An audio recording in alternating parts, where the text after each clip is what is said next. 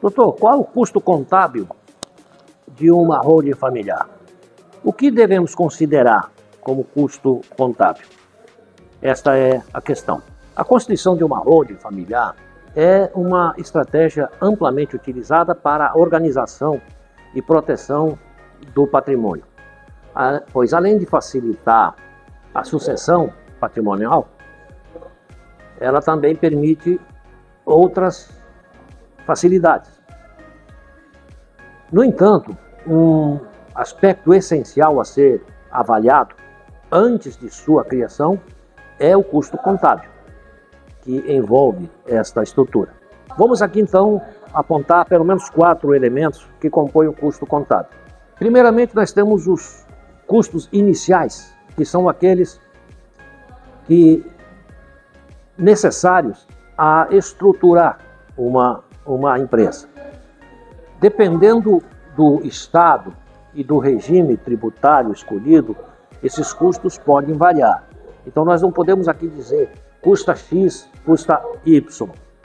Dependendo de cada estado e do regime tributário que for escolhido, os custos mudam. Então nós não podemos aqui dizer que para abrir uma empresa, uma holding familiar, que ela tem o mesmo trâmite de constituição de uma empresa, porque é de fato uma constituição empresarial, você não pode dizer custa X ou custa Y, porque depende de cada estado da federação. Outro ponto a considerar são as despesas com a elaboração do contrato social e a definição do melhor enquadramento fiscal para esta determinada holding. Porque dependendo do enquadramento social e da estrutura que nós formos criar, ela vai ser mais ou menos onerosa. Então, este fator também tem que ser considerado nos custos iniciais já. Depois, o outro aspecto são os custos contábeis recorrentes. São aqueles que se repetem mês a mês, ano após ano. Há custos contínuos com a contabilidade, assim como nós temos os nossos custos para administrar as nossas finanças pessoais, pois todos os anos nós temos que fazer os ajustes com a Receita Federal, assim também com a Previdência Social e entre outros órgãos, a depender da atividade de cada família. Então esses custos recorrentes, eles existirão e você tem que levar em consideração. Os honorários contábeis que você vai ter que desembolsar, mensalidades para manter a regularidade escrita da holding, essa regularização da escrita perante os órgãos fiscais e reguladores, conforme o caso, o valor pode também variar conforme a complexidade, conforme a estrutura. A holding precisa entregar regularmente suas declarações fiscais e contábeis, através do SPED ou SPED, conforme a região, conforme o estado da federação. O SPED, que é a escrituração, né? É uma abreviatura que significa Sistema Digital e Armazena Informações. É este o significado da abreviatura SPED. A escrituração contábil e fiscal, a ECF, que substitui a DIPJ, que é nada mais do que a Declaração de Informações Econômicas Fiscais. A escrituração contábil fiscal, se você fizer esta escrituração regular, ela substitui aquela declaração de informações econômico fiscal de pessoa jurídica, é a chamada DIPJ. Dessa forma, você não precisará cumprir essa obrigação, porque a escrituração ela substitui essa declaração que é exigência da Receita Federal.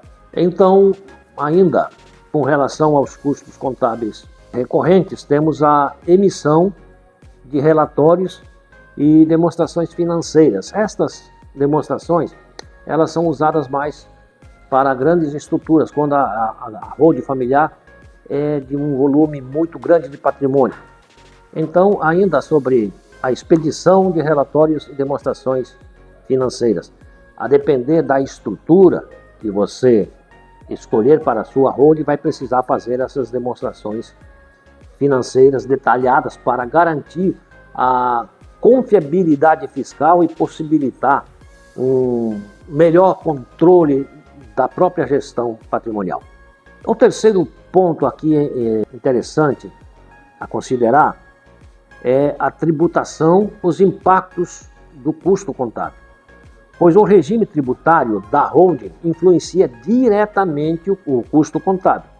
A depender da estrutura que você criar na sua holding e você eleger o regime tributário, seja ele pelo lucro presumido, lucro real ou simples nacional, que de simples não tem nada, este custo ele vai também variar, porque um regime é menos complicado que o outro, então vai depender dessa complexidade.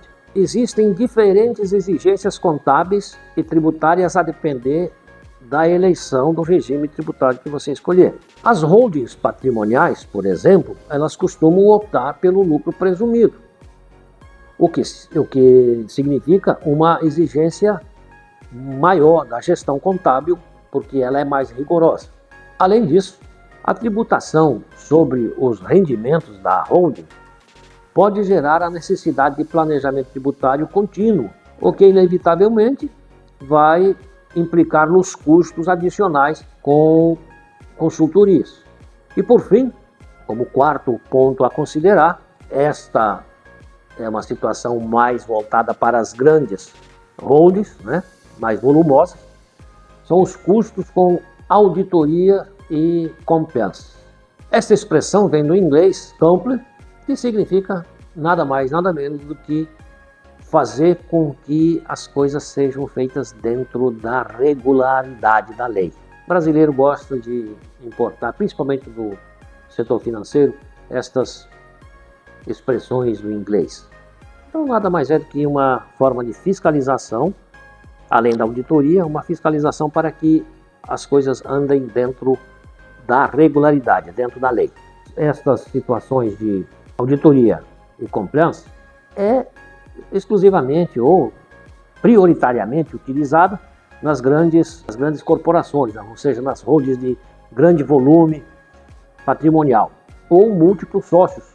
Pode ser necessário contratar auditorias, inclusive auditorias externas, para fazer a fiscalização, de preferência naquele dia de ressaca, numa segunda-feira no primeiro horário, numa quarta-feira de cinza.